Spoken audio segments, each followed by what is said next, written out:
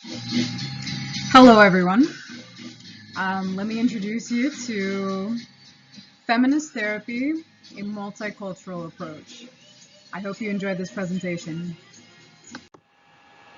Here we go. We're going to be going over main concepts concerning the theory, the main concepts concerning application. Let's get started on the theory. So what is the basis for feminist theory? Really, the feminist theory stems from gender, and gender as a multicultural issue. We're not talking necessarily about the binary sex of our clients, but the intersection of various variables that make them who they are. Feminist therapy likes to emphasize the importance of social action and client empowerment because they see it as very much intertwined with each other, in that taking the empowerment that is learned in private individual session or in support groups, group sessions, group therapy, and moving those empowerment skills to making social change and creating the world that we wish to see, the world that the client wishes to see, will only strengthen their empowerment and their ability to enact the social change that they wish to see. As I mentioned, or I might have not mentioned, second wave feminism is kind of where the history of feminist therapy begins. Feminist therapy kind of came out of this discontentment for traditional psychotherapy that many feminist therapists at the time, and feminists alike, thought that therapy was very white-centric. Not only that, but it was predominantly created by white males with a specific worldview and a specific understanding of their own limited experiences. And they felt like this idea of white male therapists treating female patients kind of lent itself to over-pathologizing women's behavior and not really appreciating the client for her strengths. Another way that feminist therapy came about is through conscious raising groups. These groups were typically anywhere from 4 to 12 people, usually meeting in homes, and they kind of were talking about various things, various topics, until they kind of realized that a lot of the personal issues were more than just personal, that the personal is political. And also a fun tidbit, they were usually run without leaders because they were trying and aiming for that egalitarian therapy session, or excuse me, group session. So here we do have some criticism for feminist therapy because it did come out of second wave feminism. Second wave feminism is kind of understood to be more middle class, white woman centric. Later on in the 1990s, it became less white woman, middle class centric and more inclusive, but this is really what the quote is kind of stemming from, this discontentment with this kind of white woman, middle class narrative for feminism, and that's not necessarily a one size fits all for feminists. Here it says, white society has long decreed that while a woman's place is in the home, black woman's place is in the white woman's kitchen. No wonder that many black women define their own liberation as being free to take care of their own homes and their own children, supported by a man with a job. And yes, that criticism of feminism still kind of exists today, and no theory is perfect, but I do want to get more into detail of explaining the theory and what it is, how it's applied, and why it's important to understand. To begin with, we're going to be talking about conceptualizing personality. There are some gender similarities that our book points out through meta-analysis that a researcher kind of compiled. that there seems to be a similar ability in math and language arts, despite men self-reporting that they're better at math and women self-reporting that they're better at language arts. And this might kind of point out to us a distinction in what we are expected to be better at, according to our gender, than what we actually are good at. And there seems to be similarities in leadership ability, anxiousness levels, self-esteem and assertiveness, and I do not know how to pronounce that middle word. Gender differences that we're seeing in this meta-analysis were that men tended to be more aggressive, and that might be because of the way that they are socialized. I doubt that it is a marker of a genetic difference. Men also tended to have more fine motor function, which I also think is really a socialization, that men might bond over physical activity, whereas women might bond over social activity.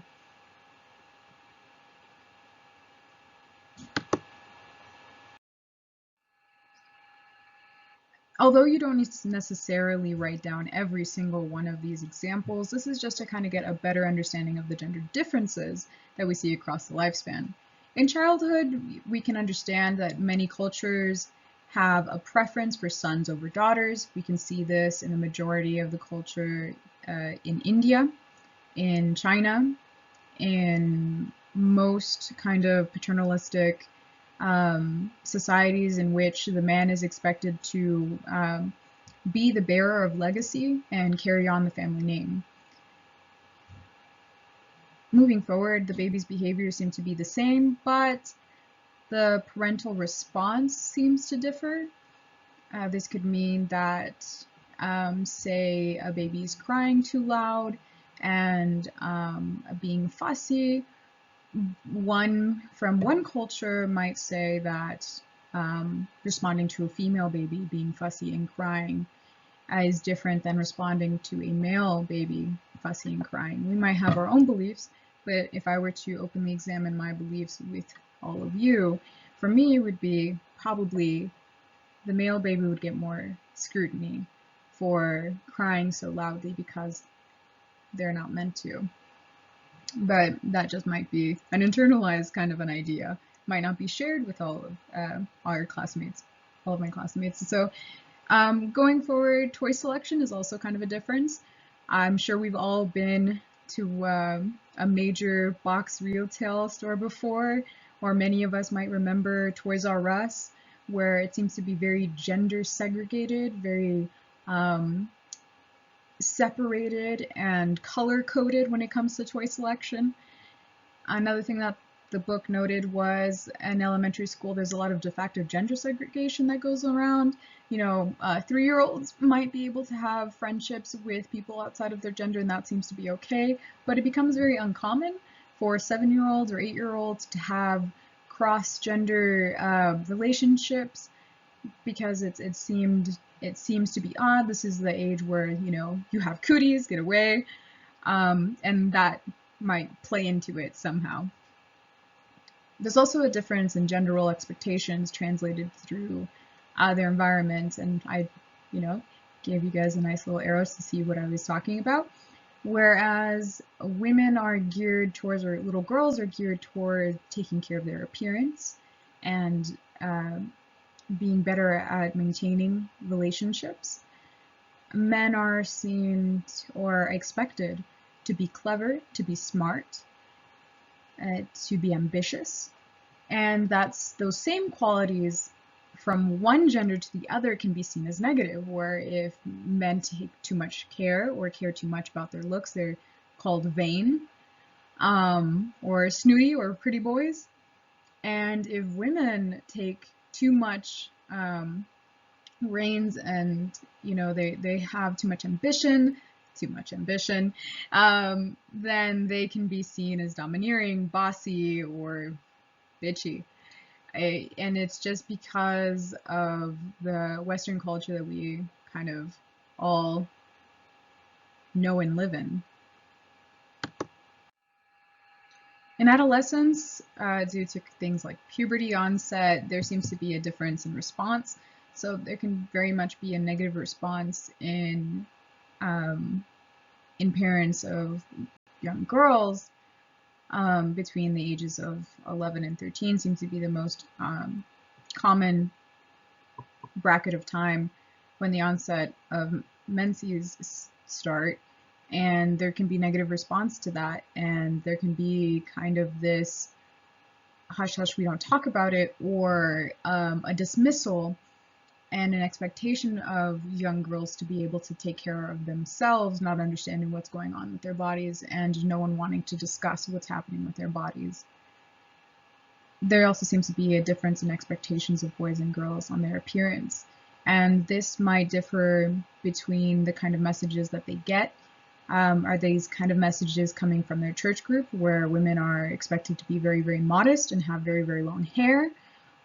Is this coming from a boy's part-time job where he's expected to have short hair, whereas a girl might not? It's just, you know, they have the same part-time job, say at Stater Brothers, a girl, it doesn't matter if they have short or long hair, but for a boy, they are expected to have neat, shorter hair. They are very much expected to. There also seems to be a difference in dating and the kind of messages that you see in shows, and I have a picture here of a terrible anime, I will say that much, where it's very standard for a single plain saltine cracker of a protagonist to be pursued by the most interesting, most compelling, most beautiful, most accomplished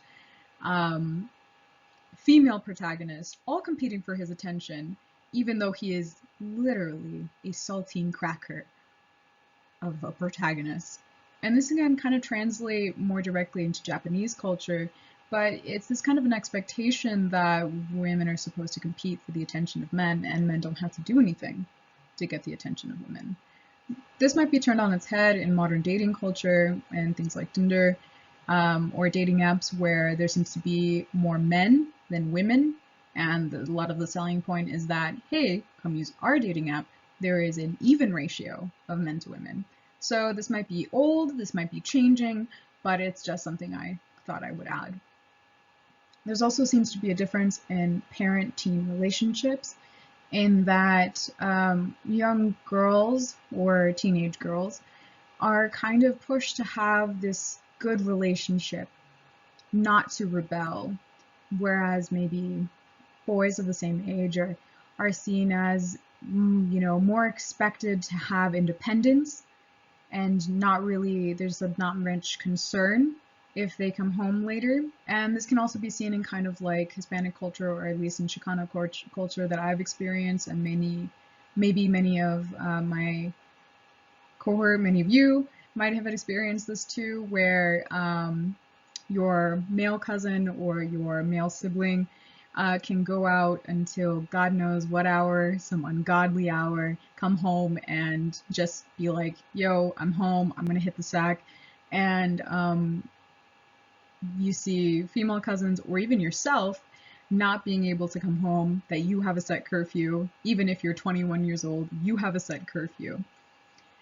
So there's to be a different expectation between teen and parent. There's a different kind of interaction with teen and parent according to gender. Here we have differences in adulthood. The graph that you see off to the side shows the kind of comparison that you see of the division of housework through the generations, starting with baby boomers, Generation X, and what they call Generation Y, but we kind of colloquially say and call millennials. You can see here that there's many things that we could be talking about, such as the pay gap, what kind of professions are dominated by which gender.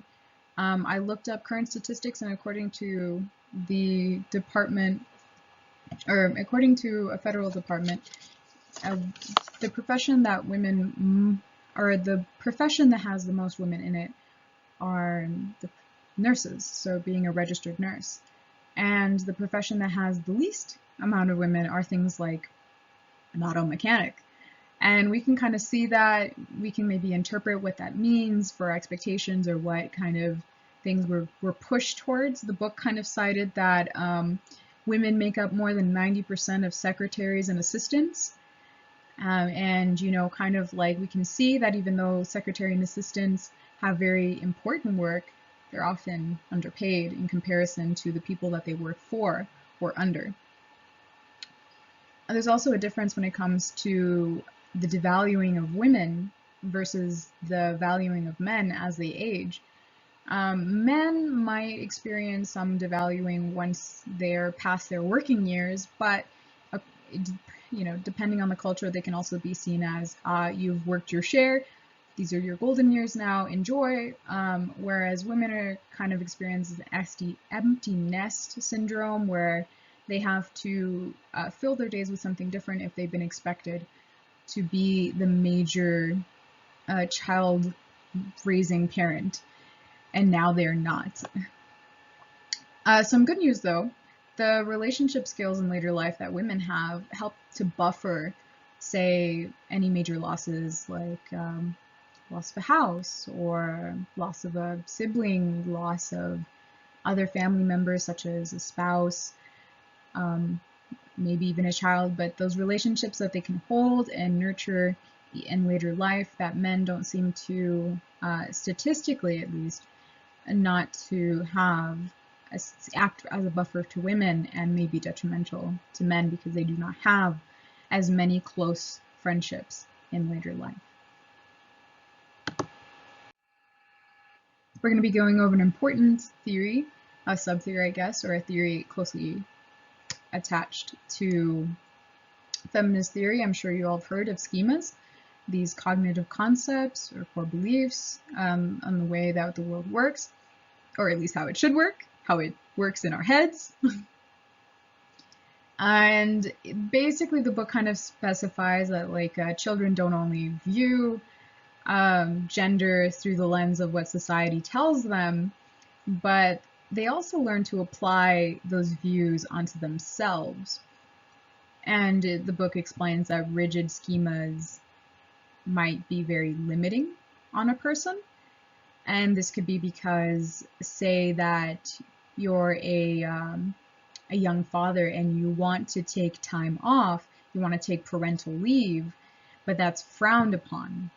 Even though it's allowed and even though your company offers it, no one takes it, because even though it is available, you don't want to seem like you don't want to work. Whereas for women, you know, there might be some discrimination in the workplace on the part of the employer, because the employer might have this gender schema of, oh, you're of childbearing age, you might leave the company, I don't want to hire you. Instead of thinking, oh, these are the most productive years of your life, regardless of whether you have a child or not. And it's because of those gender schemas that the employer might hold in that example, or in the prior example, that the male employee who has a newborn might hold. There's some ways to challenge schemas, and one way to challenge that kind of schema is to show individual differences.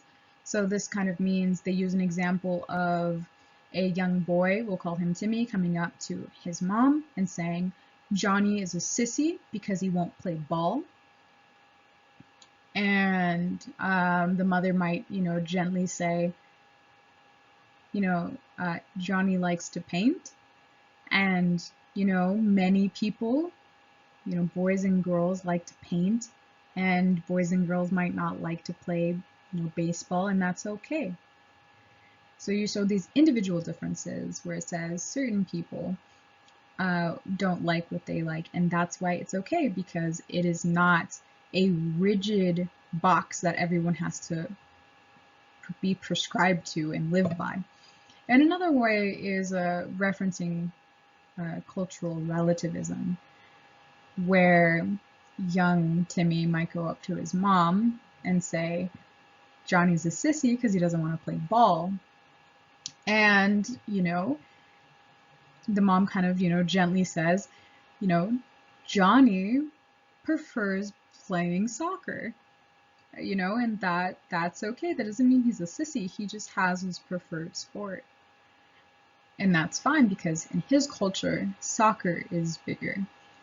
So you have this cultural relativism where you kind of gently challenges our society schemas or our clients' societal schemas with other kind of understandings of gender and gender expectations of other cultures.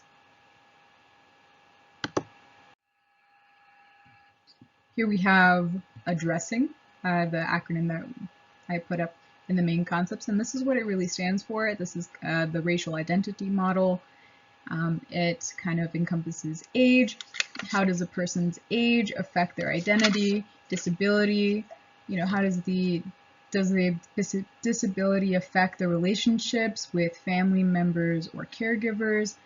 Developmental disability, how does the disability affect the relationships at different points in the person's life? Religion, what are the person's current beliefs?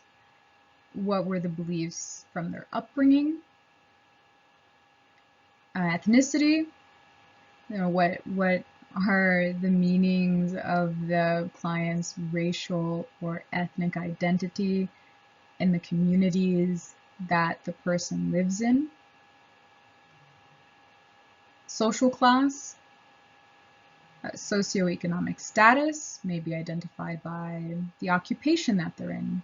I use the example of a nurse over at the bottom right-hand corner, where a nurse is classified as a working class status. And the next one is Indigenous heritage, which I have an example there of, and I honestly just typed in Navajo, and that is what popped up. But of a Native American woman, and I put them in juxtaposition with each other because even though these are both women of color, maybe we'll say that they're both women of color in the United States, but their understanding of the world might be very different if you say that the nurse in the right-hand corner is an Afro-Latina originating from the Dominican Republic, which is the next one, national origin, whose first language was Spanish and had to learn English at the age of 16. Going forward, she's now 30, a working professional, but still experiences xenophobia and kind of colorism or maybe alienation from African American groups because she is Afro-Latina and, kind of different culture, but still Black. And how does that differ from the Native American woman whom, although we don't know by the picture what her profession is, but how does her life look different from the Afro-Latina if she lives in let's say a more rural area of the United States, and the nurse lives in Boston or something. The last one in this acronym of addressing is gender. So that's just simply, how does the gender of the person affect their life? What expectations are put on them? What do they expect to do?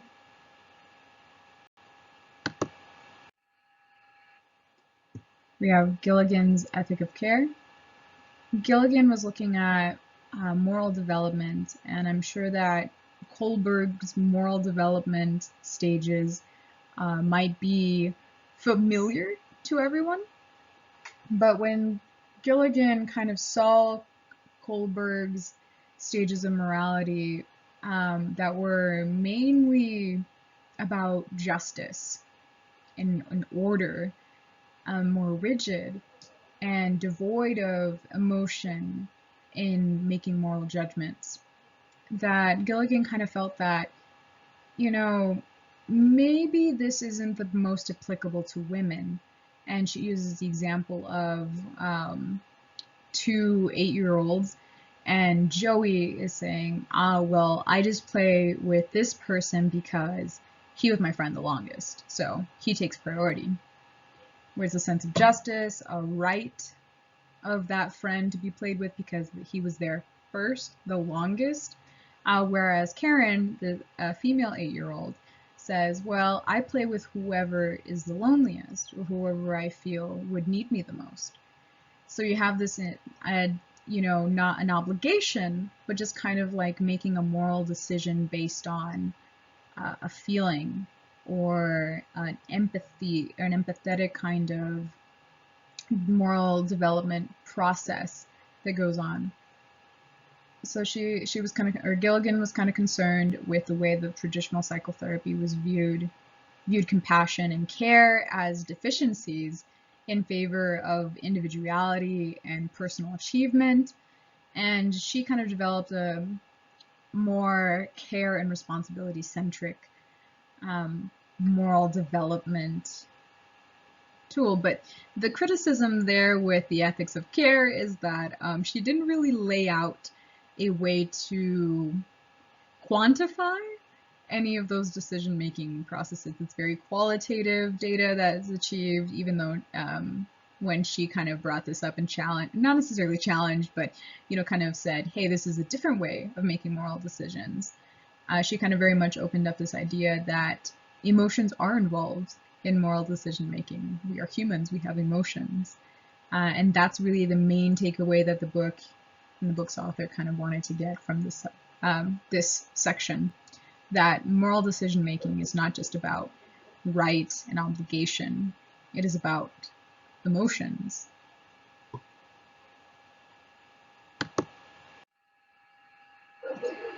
Relational cultural model. So the relational cultural model was started at the Stone Center, which is based out of Wellesley College, and was developed, fine-tuned, and even the name of it changed over 30 years. It started off as self-in-relation therapy to relational therapy to relational cultural therapy. In relational cultural therapy, the main concerns is tackling this disconnectedness that we see in relationships. This idea that when there is misunderstanding, when there's a failure to understand each other in a relationship for whatever reason, that leads to kind of what is traditionally seen as psychological symptoms of maybe anxiety, depression, that stem from being misunderstood, being not seen by the other person in the relationship or other people in other relationships. I want to address that, and also addresses kind of like this power difference. If the person who is of higher power, or if different higher power differential, or whatever you want to like call it, and they're not being empathetic to the person with less power in the relationship, you can also see a lot of internalizing, potentially see a lot of internalizing symptomology in that person who feels like they're not being empathized with. They're kind of being walked over. The important thing is to make the client feel like she matters. The central focus of the relational cultural model is being responsive to and being responded to when dealing with others. So being seen and seeing others.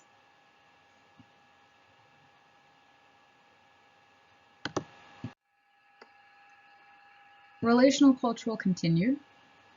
So it really did brush over this, or I'm going to brush over this, but there's a lot more detail in the book.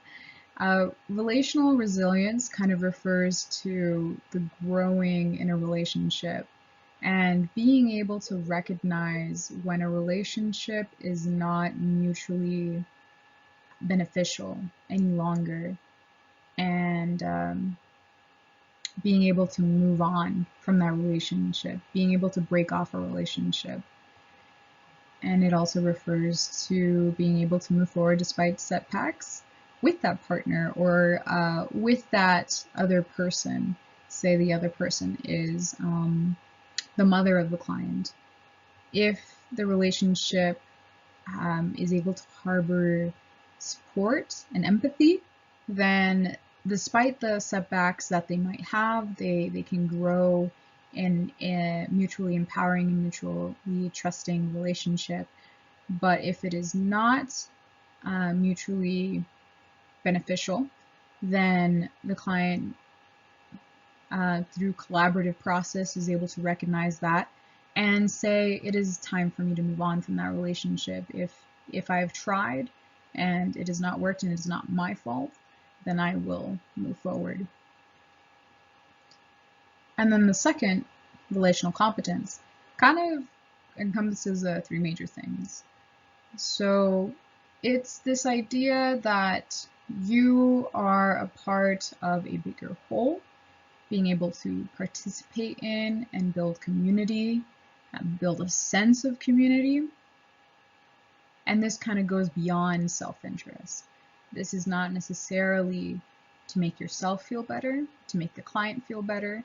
It is enacting that social change. It is that activism. It is, making the world a better place for a better world's sake.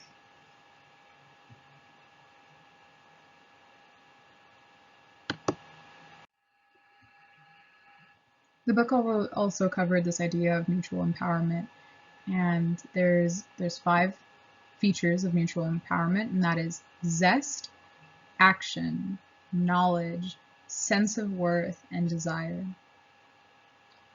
Zest is kind of this positive energy that the people in this relationship sense from the mutually empathetic interactions.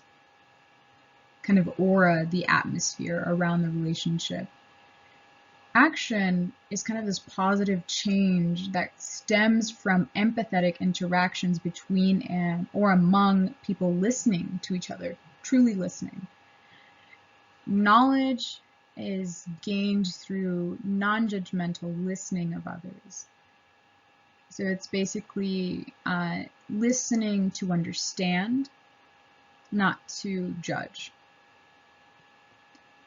Sense of worth is being able to trust the other person in the relationship and feeling that everyone in the relationship has their thoughts and feelings valued by the others in that same relationship.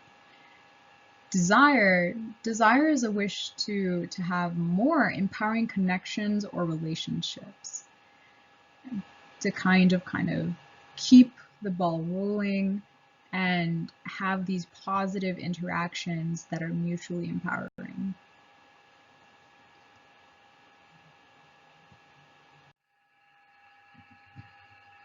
Therapeutic relationship is the key to success in feminist therapy. It is described by our book as a healing relationship. It is meant to be egalitarian. When they go over it in detail, or when the author goes over it in detail, he mentions this idea that you want to be on a first name basis with your client, and you want to be able to breach the gap between client and therapist through appropriate self-disclosure, and also kind of disclosing, this is my therapeutic orientation. These are the goals that I want to work with you. I want to work collaboratively with you. I'm not an expert, and kind of working with them at the wheel, and you kind of just being co-pilot, just saying like, remember where you want to go, or, kind of saying like, do what's best for you, and not really the opposite. The therapist is not meant in this theory, in feminist theory of psychotherapy, it's not meant to be at the wheel while the client sits and just obeys and submits. It's really the client that's going to be doing a lot of the heavy lifting, and the therapist is just going to be going alongside them, helping them, encouraging them, empowering them. This idea that this healing relationship is one of mutual trust and respect, and a way that a therapist can show that respect is kind of through being culturally competent. and acknowledging limitations in understanding, and kind of encouraging the client to be the expert on themselves and kind of respect the way that they culturally want to do things, and not trying to my way or the highway the situation.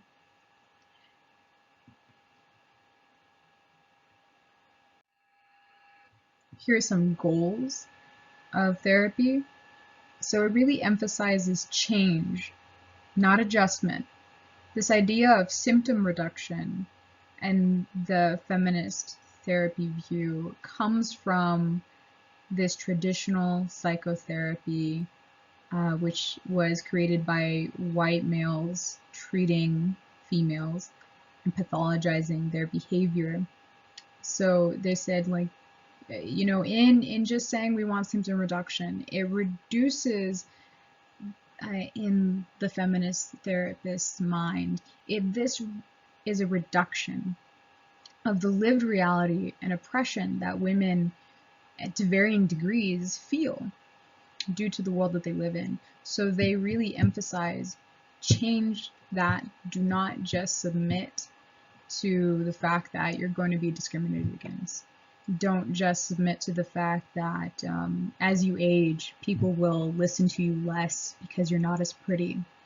Once you're not able to have children, and say you never chose to have children in the first place and don't have children, that people will view you as lonely just because you don't, just because you are child-free.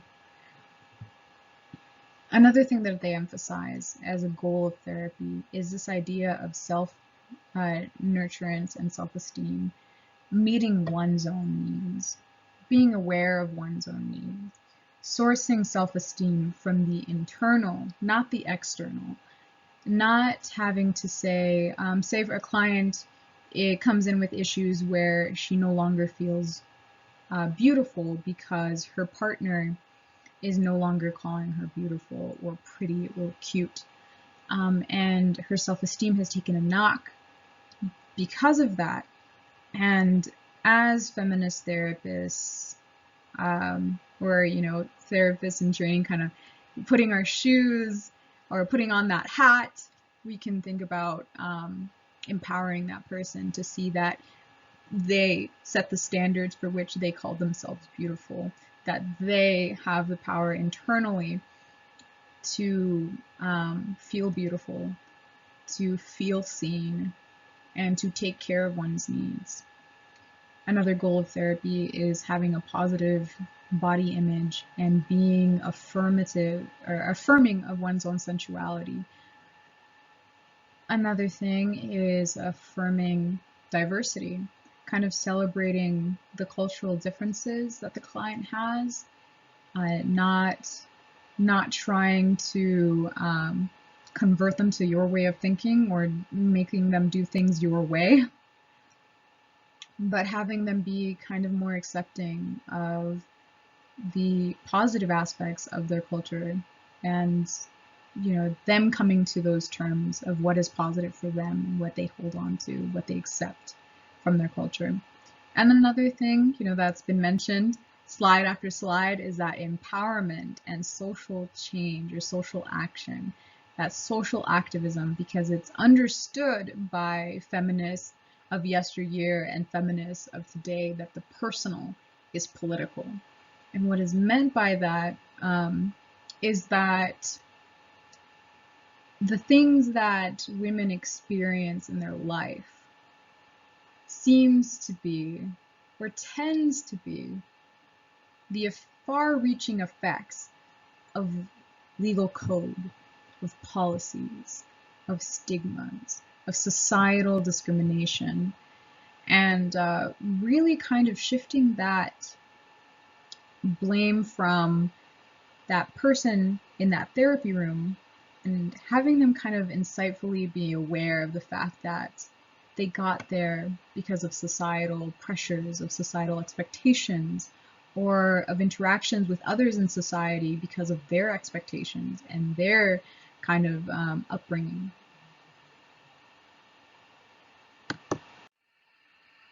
All right, applications.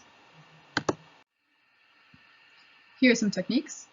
So we got cultural analysis, and this is strictly viewing and examining problems that the client may have through the lens of what the dominant culture around them is, that dominant cultural impact on the person's problem, and the client's own culture. Maybe there's some interaction, maybe there's some intersection, maybe there's some conflict. That's what cultural analysis is for. You got to see and look for conflict if there is any, or see if the dominant culture is actually really close to their own culture, or they are part of the dominant culture, and that way you might need to kind of have some cultural intervention if there's some things that might be maladaptive. But again, less using the terminology of kind of psychotherapy from like, we're gonna say, like, you know, Freudian and behavioral therapy side, and just kind of saying like some things that are negative, you know, instead of using the word maladaptive, some things that might be negative to the client. And if you identify some things that are negative, you collaboratively see how you can make cultural interventions.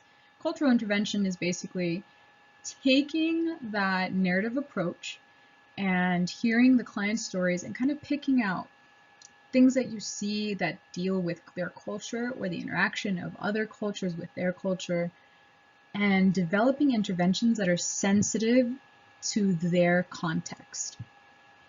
This might mean that if, I think the book used this example of a therapist working with a Native American mother and daughter, where the daughter had been very rebellious and the mother was at her wit's end, and the therapist used a kind of folklore interwoven message to kind of bridge the gap between the daughter and the mother, in order for them to see that they're really on the same page, but they need to just kind of cross that bridge together.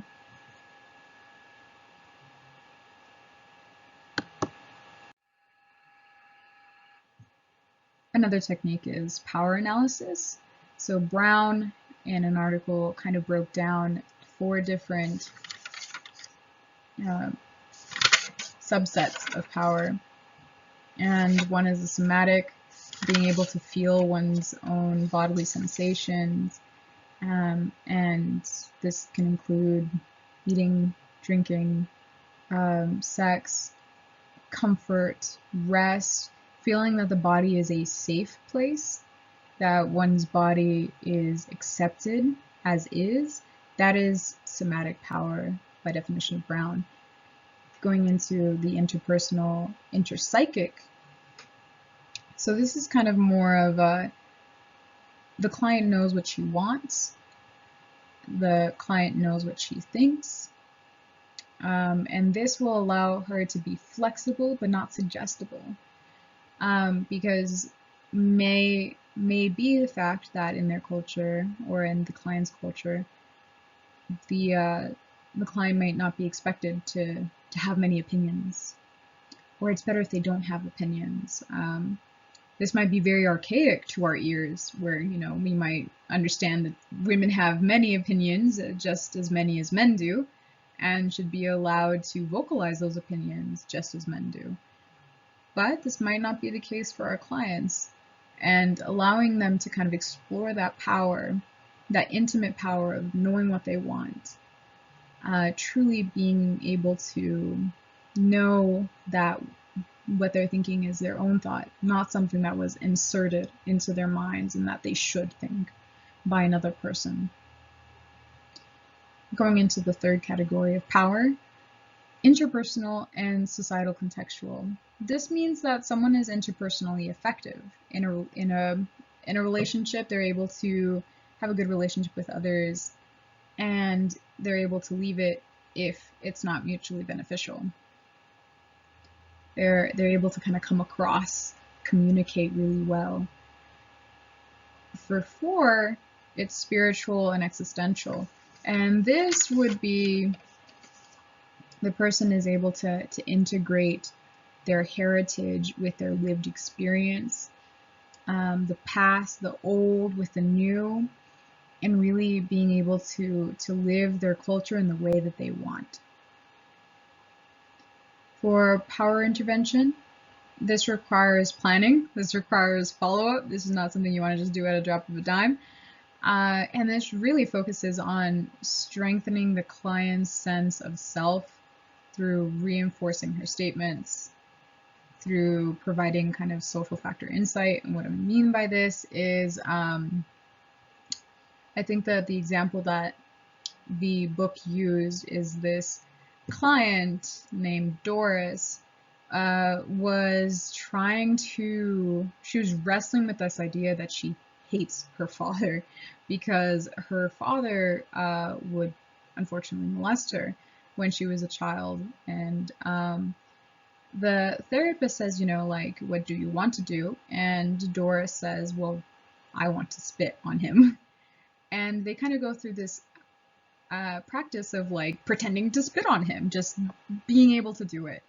And this makes the client feel happier and more accepting of the fact that she feels anger towards her father for doing such a gratuitous act again and again to her as a child. She then starts to think, oh, but aren't I supposed to forgive him? And the therapist says, sure, you're supposed to spit shine his shoes, and you're supposed to, wash all of your husband's laundry, and you're supposed to be a doting wife. And so it very sarcastically kind of plays that. And the client a little bit confused says, so I'm not supposed to forgive? The therapist responds, what I'm trying to say is that it's not mandatory. You don't have to if you don't want to. And this kind of insight brings the client clarity and understanding that I can hate him all I want and it's okay, because what he did was wrong, and it's not on me. It's not on me to forgive him for what he did. I can forgive him if I want, but right now I don't want to, and that is okay. So this kind of integration, this understanding of where the client has power, that Doris has power in her situation because she is an adult now, and she decides which emotions she affirms and which emotions she would regret or cast aside.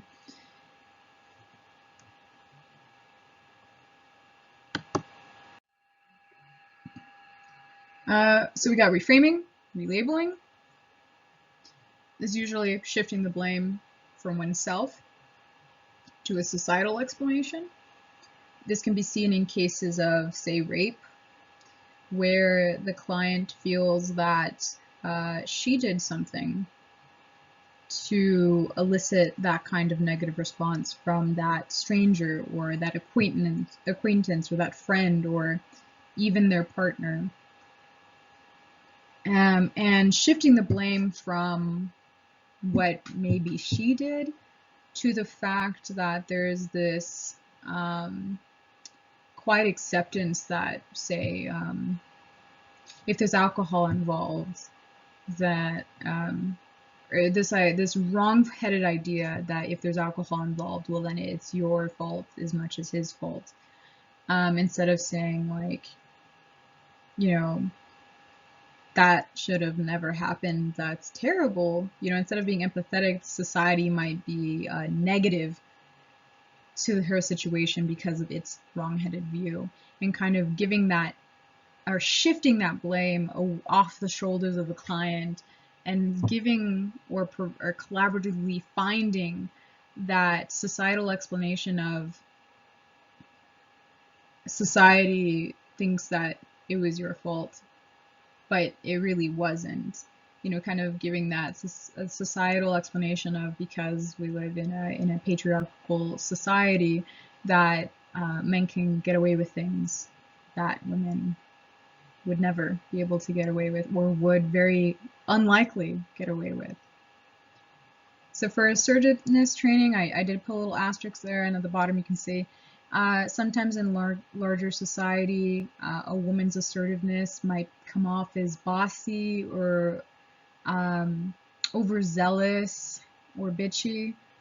And this is something that we have to keep in mind when it concerns the person's culture. The book mentioned that sometimes allowing and empowering a client and giving them assertiveness training if they come from an Asian culture is fine and dandy, but maybe kind of use terminology that they're okay with, maybe pulling back and not calling it feminist assertiveness training because that might not be as well received, or allowing them to be assertive but knowing the cultural boundaries of what is assertive and what is aggressive, and just kind of being sure that we are aware of those boundaries, of those definitions as it pertains to the client's culture.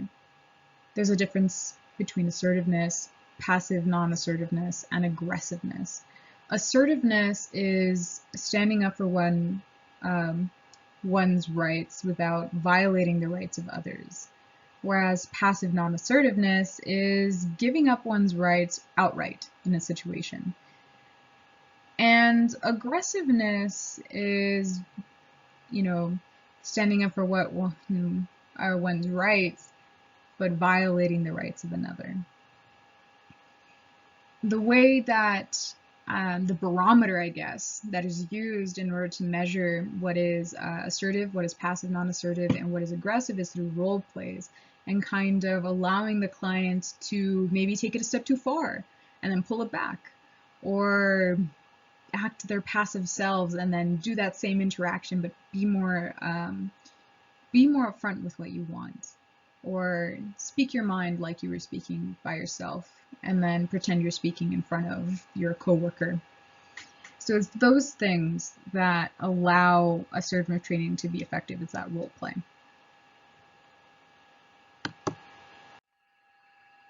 We have group therapy. Considering that conscious raising groups was kind of the beginning of feminist theory, it's easy to understand why group therapy has been important ever since. This idea of using these networks of self-care so that women are empowered to just kind of, look for those things and not go into isolation, not deal with them by themselves. The group therapy can be by itself, but it seems to be, by what the book mentioned, that it's usually supplemental to one-on-one therapy. So you have therapy demystifying strategies as our last technique mentioned by the book. And this is just simply, being very open, being very clear about the therapeutic relationship. Again, trying to be on a first name basis, trying to bridge that gap between the power imbalances, because you really don't want, you're trying to prevent the recreation of power imbalances from larger society. You don't want that to be seeping in to the therapy room. You want this therapy room to kind of be your own mini utopia where, everyone is treated equally, and that the client is heard and understood and respected in a way that they might not be in the greater society. And that's why you have to be very open, very clear, very forthcoming with, your intentions, your limitations, your therapeutic orientation. As mentioned before, this includes appropriate self-disclosure and being open to feedback, trying to strive, striving for a therapeutic relationship in which the client feels comfortable enough to bring up when a technique is not working for them. That is the kind of relationship and the reason why therapy demystifying strategies is used.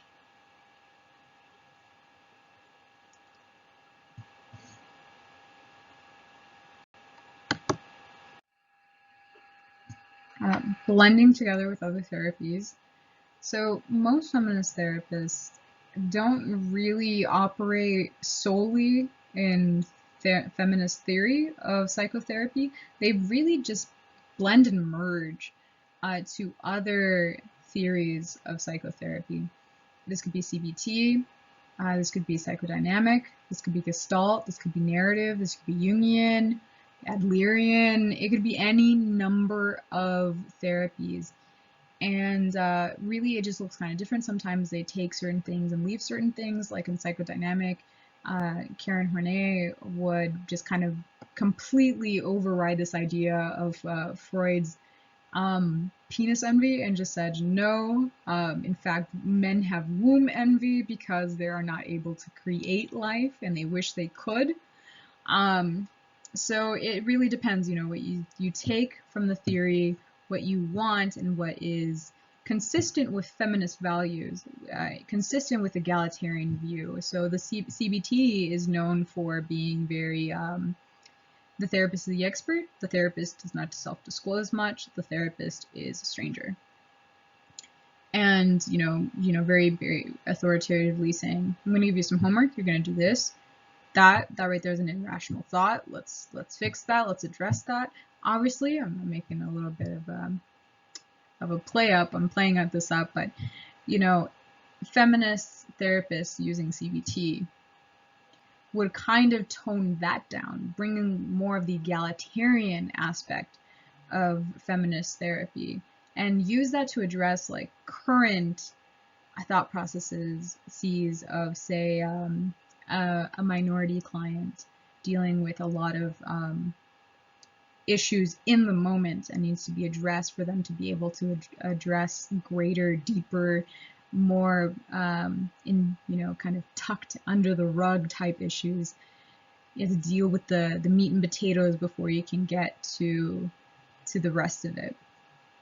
So they might go the CBT route, they might go into the psychodynamic when you think about the way that gender roles kind of play in our unconscious, in our conscious. How does that kind of conflict? You know, dream analysis, which is another thing that Jungian is known for, and narrative, as we said, you know, that's part of the way that cultural intervention is used. And there's so much more.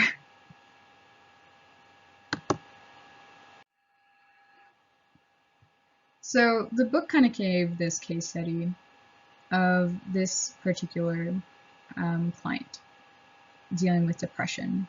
So Mrs. B is pursuing an advanced graduate degree. She's in her 20s. She had no prior counseling experience and had recently kind of had these setbacks at her university in pursuit of this advanced professional degree or graduate degree. She had low self-esteem, she had low grades, she had just found out that her school wanted to quote-unquote counsel her out of the program by the end of the semester.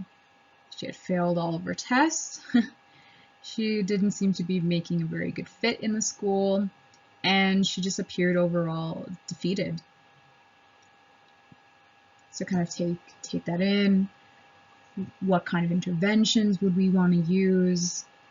What kind of techniques would you want to use?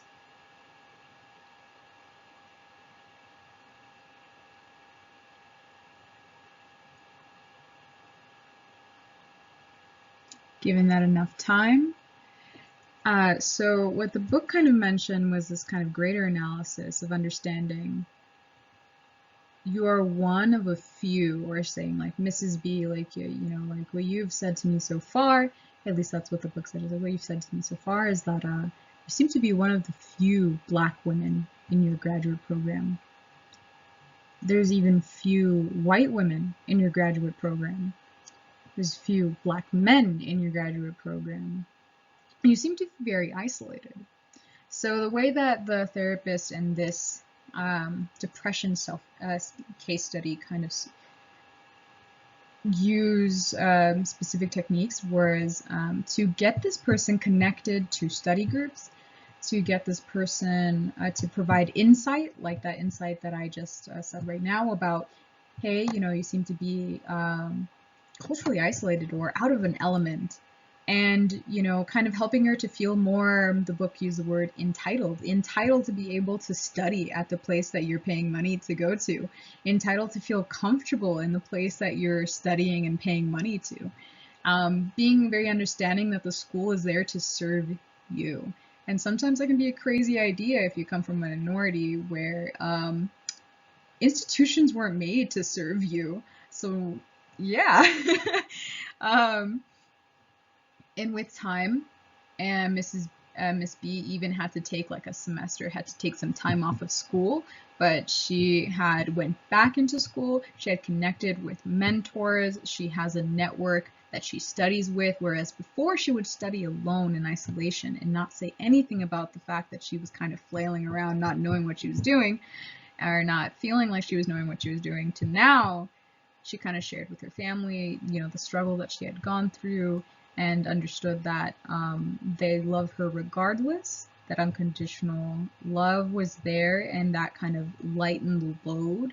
So again, you can see the therapist emphasis on relationships and kind of not just pathologizing the person and saying, yes, you have depression, would you like an SSRI? Or would you like, you know, CBT? And so kind of getting to, in the therapist's approach, the root of the problem. And the root of the problem for Miss B, according to the book, is the fact that she was kind of self-isolating, and she was kind of perpetuating the shame that she felt because she felt unable to share her experience and her hardships and her setbacks. So now, after months of therapy, she feels empowered to be able to kind of speak up for herself and advocate for herself and study with other people and let other people know and be vulnerable and say, I don't know this, but I want to know this. Let's help each other get to know the subject better. She recovered, her grades are better, and her depression symptoms relieved.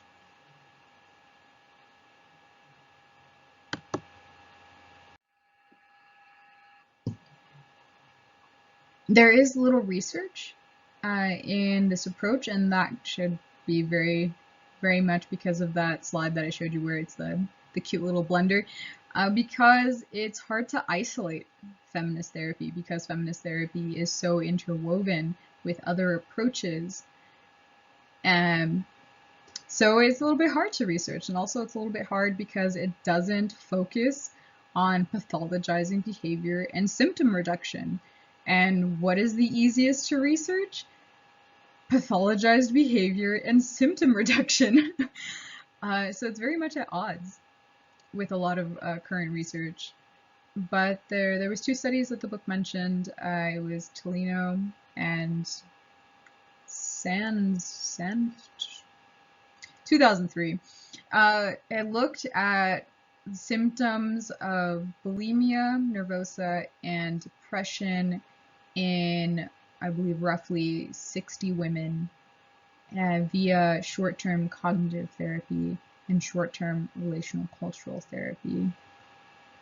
Both reduced binge eating episodes, purging, vomiting, and depression symptoms, but relational cultural group therapy was the one who improved symptoms compared to the control group, so the waitlist group. It was a group of people who were just simply on a waitlist to be treated, but still counted as a part and measured their symptoms pre and post.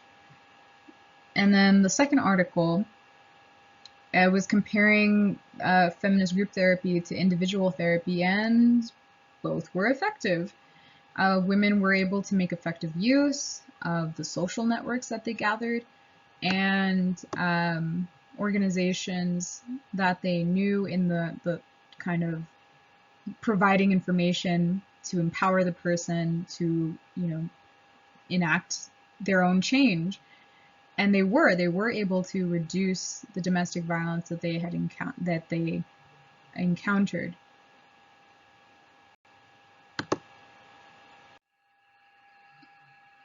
This over here is a picture of bell hooks, and in, you know, very much quoting um, YouTuber feminist of the channel For Harriet, read more bell hooks. She is a radical feminist icon. She is the author of many books, and she just kind of brought to the forefront, even in the 80s, this idea of like we should be shifting the narrative away from white middle class women, and we should be including a radical idea of what feminism can look like and what feminism achieves and what femininity is, what it is to be a woman, and all of those things. Highly encourage it. Back on topic. Brooks, 1998, suggests that focusing on the social and political impact of culture of men is also important because men are a part of this gendered society that we all experience. And kind of not being willing as therapists to challenge men's gender ideas or schemas is just leaving half of the population kind of out there, perpetuating these traditional views that might be negative to other people that are our clients or are clients of feminist therapists. So this idea that you have to address both sides of the coin, both genders, or all, really just all genders that participate in this society. Don't leave men out. We should be okay with challenging men's ideas of what they should be, of their own expectations, of what makes them happy, and what quote unquote should make them happy. Also, shifting away the narrative from white middle class feminist approach to a more inclusive multicultural approach. That's what Bell Hooks wrote about. It's what a lot of other feminists have been writing about since the 1990s. Another thing is just kind of growing in cultural competence, being able to learn about the person's religion. Say if you're working with a Buddhist practicing client, reading up on Buddhism or their specific sect of Buddhism so that you can more effectively, use those cultural interventions and relate to them using their understood folklore or history, any number of things that they can understand so that there can be a genuine connection and mutual respect for that person's culture. Another thing is that, kind of checking your attitude. That's kind of what I named it. That's not necessarily what the book named it, but just kind of like, having a self-check, seeing if you hold any bigoted views. See if therapists are kind of prescribed accidentally or intentionally to this kind of colorblind approach where you or the therapist might completely erase the person's ethnicity from the equation, and that might be creating this tension or this dismissal of part of their identity. And especially when we went over Helm's addressing a race identity model, it's this idea that, or race identity model where you don't want to erase any aspect of what the person is. There's multiple identities that the person holds on to and that makes them uniquely them, and we should be able to encourage, empower, and see them and accept them so that they can be empowered and accept themselves. And another thing that we have to check for is this idea of paternalism. And paternalism is this this kind of idea of I'm not like other members of the dominant culture. I won't let you down. So it's this idea of the therapist kind of internalizes and takes responsibility for the past discrimination that the client might have experienced. And this is again maybe talking about a white therapist with a minority client. And the therapist might be paternalizing and say, I will now represent the entire society and I will do right by you and that should fix it. When that's clearly not the feminist approach. The feminist approach is very collaborative. It is not one that the therapist takes responsibility more than the responsibility that's taken by the client. It is equal. It is egalitarian. That is the approach, and that is why paternalism is a definite no-no. So that was our last slide. I want to thank everybody for going on a trip with me, and I hope you enjoyed it.